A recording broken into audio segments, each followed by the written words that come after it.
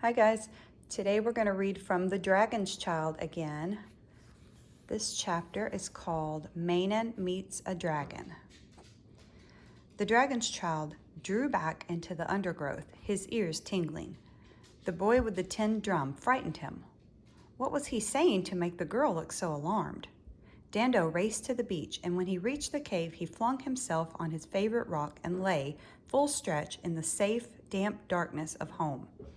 There he snuffled and moaned and sobbed big tragic tears of hunger and fear and loneliness, reliving every moment of the whole dreadful day. But all at once he remembered something so strange that it made him stop crying. I understood, he said to himself. The human spoke and I understood. Was it the girl's anxious face or her hushed, tense voice?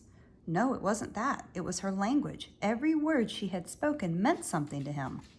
Go, quick, danger, catch, and dragon. That's what he was, Dando the dragon.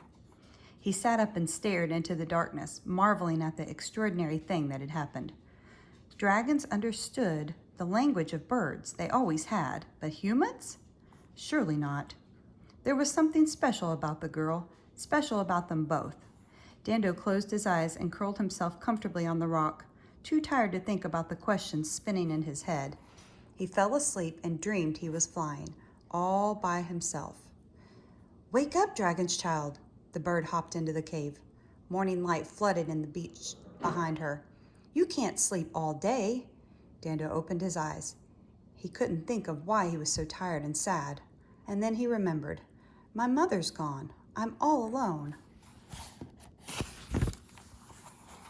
No, you're not. You've got me, the bird said fiercely. And you're going to be fine, aren't you, Dragon's Child? The dragon sat up. I am, he agreed. I'm Dando. I'm a dragon, and last night something amazing happened to me.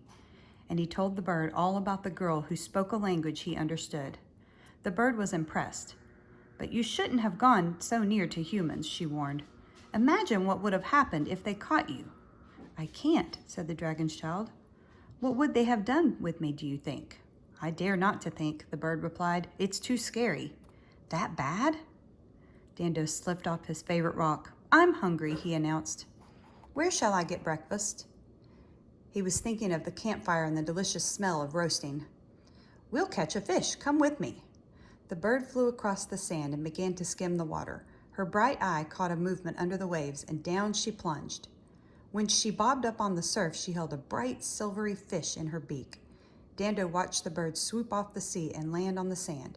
She laid the fish before him. We'll share it, she said. But Dando had lost his appetite. I can't. He stared miserably at the fish. It's yours.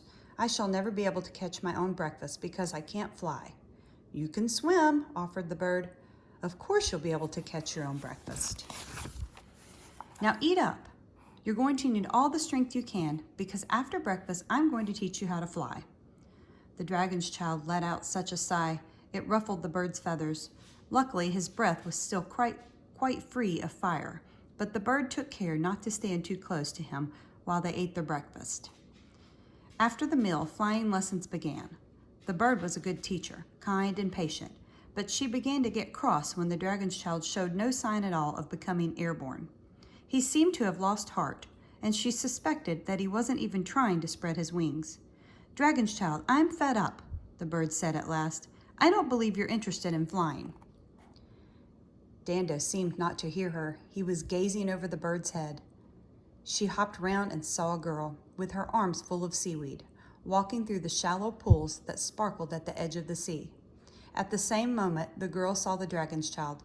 She dropped her seaweed and stood motionless, while the tide lapped around her ankles. The bird lifted into the air with fright. Look out, she called to the Dragon's Child, and flew up to a safe hollow in the cliff.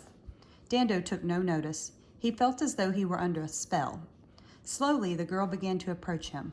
He stood his ground, listening to his thumping heart and watching the girl every step of the way as she moved closer and closer. And then he found that he was moving too, very slowly, as if the girl were tugging him by a strong and invisible thread. The bird could hardly believe her eyes. Oh dear, oh dear, oh dear, she cried. What's going to happen? This is all wrong, all wrong. The dragon's child was now in the girl's shadow, less than an arm's length away. She bent down and touched his head. A dragon, she whispered, a real dragon. Dando grunted with pleasure, turning his head under her gentle fingers. It felt so good to be stroked like this. When the girl put both arms around him, he didn't move, and when she lifted him up and cradled him like a baby, he just closed his eyes and gave a happy little sigh. No, no, no, screamed the bird. She swept down from the cliff and around the girl's head, crying, Run away, dragon's child. This is dangerous. I'm your friend, I know. The dragon child ignored the bird. He felt very comfortable. This is almost as good as cuddling close to his mother. The bird was making such a noise, none of them heard the drum until it came. Boom, boom, rat-a-tat, boom, down the cliff path. Lord Drum, gasped Manon. He mustn't find you. She looked around the beach, searching for somewhere to hide. When she saw the cave, she rushed into it and hid in the deep shadows behind the dragon's favorite rock. The bird flew up to the perch, high on the cliff, where she worried and worried, screaming and squawking. Rat-a-tat, boom, rat-a-tat, boom. Lord Drum marched over the sand. Little dragon, don't make a sound, whispered Manon. Lord Drum mustn't find us. But on he came, rat-a-tat, boom, rat-a-tat, boom. He walked into the cave and, squinting through the darkness, spied a girl crouching behind a rock. So there you are, Manon, said Lord Drum. What are you doing? Nothing, Lord Drum. Manon knelt in the sand, trying to hide the little dragon. You're hiding something. Lord Drum stepped closer. What is it? Nothing, said Manon. Nothing special. Ah, but I think it is, said Lord Drum. I think it's something very special, and I'm going to get it. And he beat a long, threatening roll on his drum. That's the end of chapter 4. Next is Catching a Fabulous Beast.